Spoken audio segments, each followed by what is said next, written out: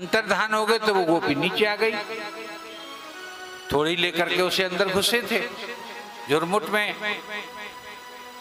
उस वन में उस सुंदर सुंदर बालू बिखर रही है, चांदनी चमक रही है। प्रकृति ने ऐसा वातावरण भगवान के उस रास लीला के लिए कर दिया है, भगवान के उन गोपियों के लिए कर दिया है, जैसे कि मखमल से भी ज्यादा कोमल मोतियों का चूर्ण पीस करके वहां पर बिछा दिया गया हो। बोलिए वृंदावन बिहारी लाल की जय। ऐसा दिव्य वातावरण है। जब भगवान अंतर्धान होते हैं तो गोपियां बिलखती हैं, रोती हैं उनकी याद में, इस भाव से नहीं कि वो अकेली रह गई हैं, उन्हें कोई उस जंगल में मार देगा, नष्ट कर देगा, जीव जंतु खा जाएंगे। केवल भगवान की याद में रोती हैं, बिलखती हैं। आदरणीय भक्तों, उस विलखन में, उस रोने में उन्होंने 19 भाव व्यक्त किए गोपियों ने। और ऐसा लगता है कि गोपियां बहुत रही होंगी, लेकिन उनकी मुखिया, जैसे एक होता है, एक की कई यूथ होती हैं, कई उनके साथ 10 होते हैं, 20 होते हैं, और एक नायिका होती है, हेड होती है, माने यूथ पति जैसे होता है ना। या तो ये रहा होगा कि बहुत सी की एक मुखिया रही होगी। तो उन्होंने अपना भाव प्रकट किया।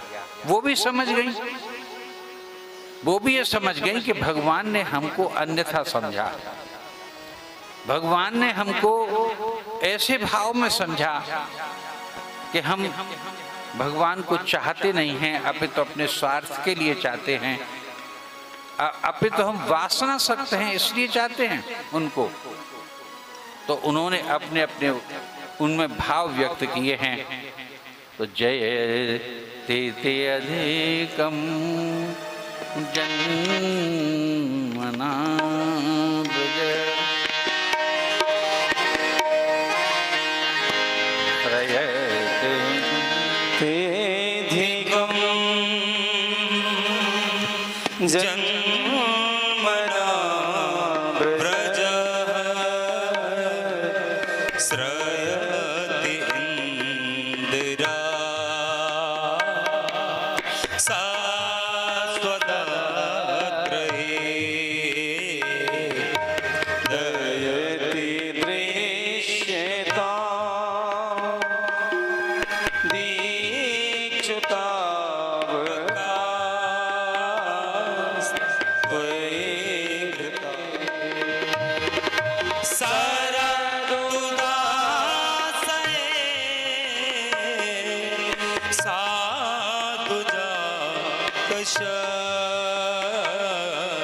सरसी जो कर श्री मुषदृशा सुरतनाथ ते अशुल्क दास का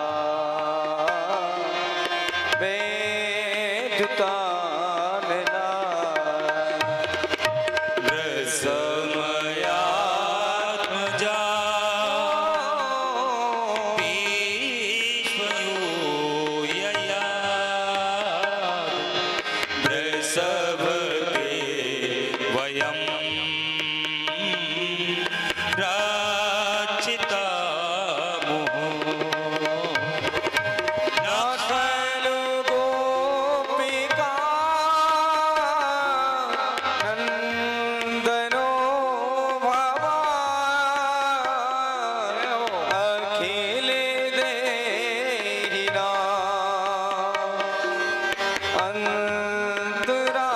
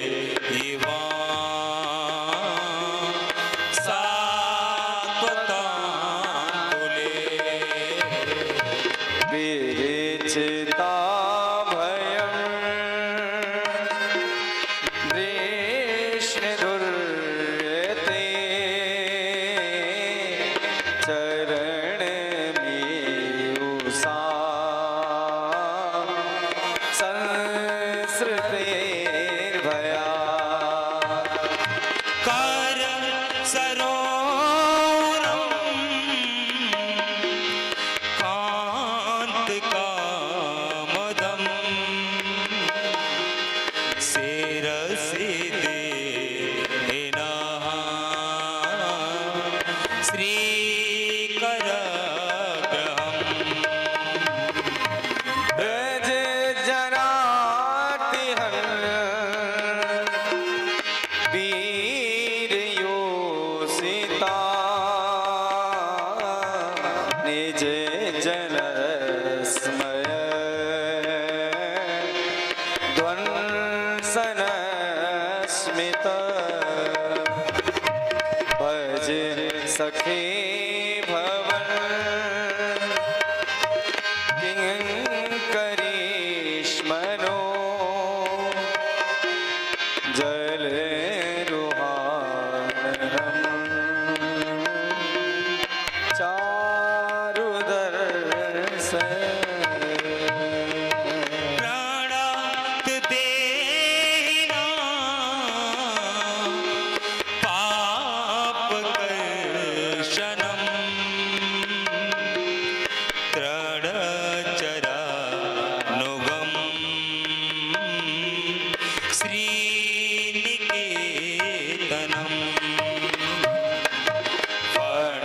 फणार्पितं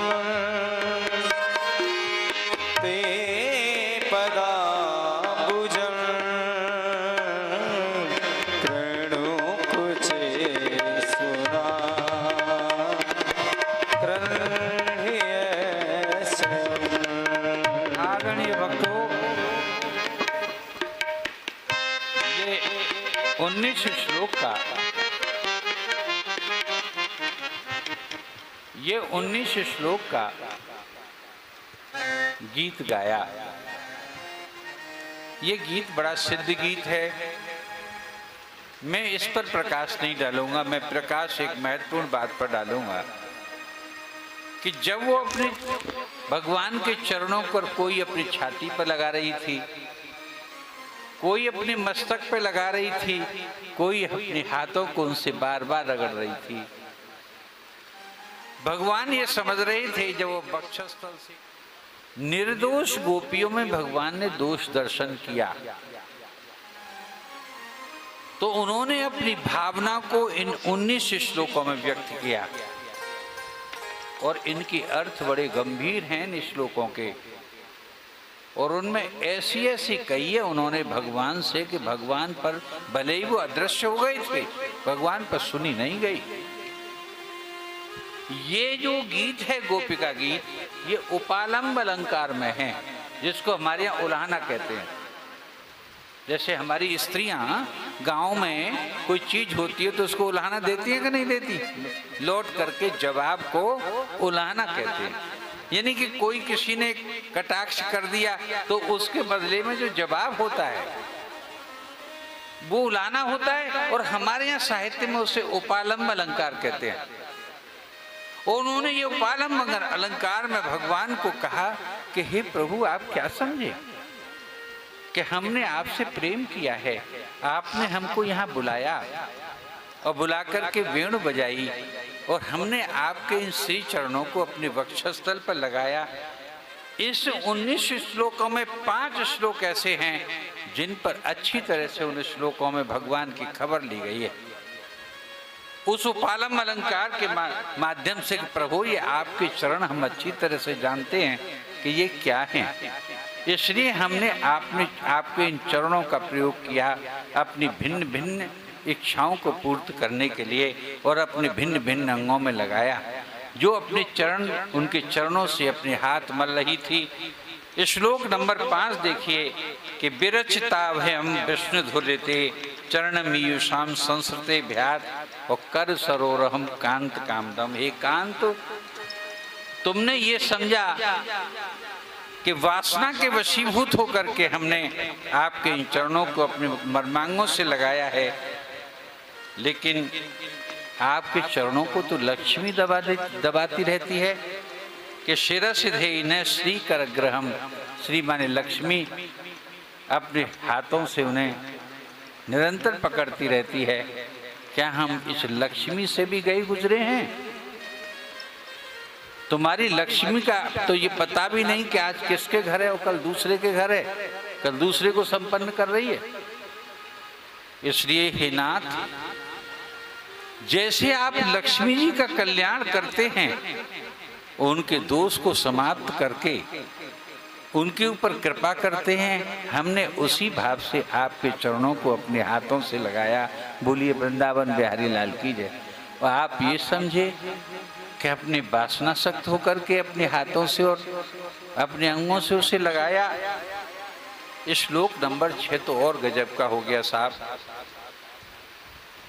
कि हमने सुना था हे भगवान कि आपके चरण क्या हैं, कि प्रणत देहिनाम पाप कर्षणम।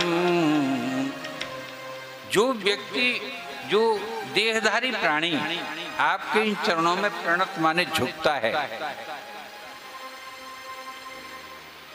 उसका आप कल्याण कर देते हैं।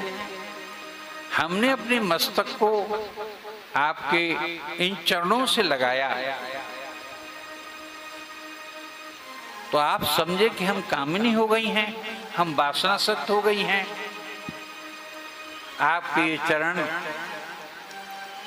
निश्चित ही लक्ष्मी जी का स्थान है, लक्ष्मी जी निरंतर इनका पलोटन करती हैं, लेकिन हमको बड़ा कष्ट होता है कि ये आप क्योंकि जूते नहीं पहनते, आप उपान ही नहीं पहनते, कि ये जब गोचारण के लिए जाते हैं तो तृण चरानुगम तिनकों पर चलते हैं आप,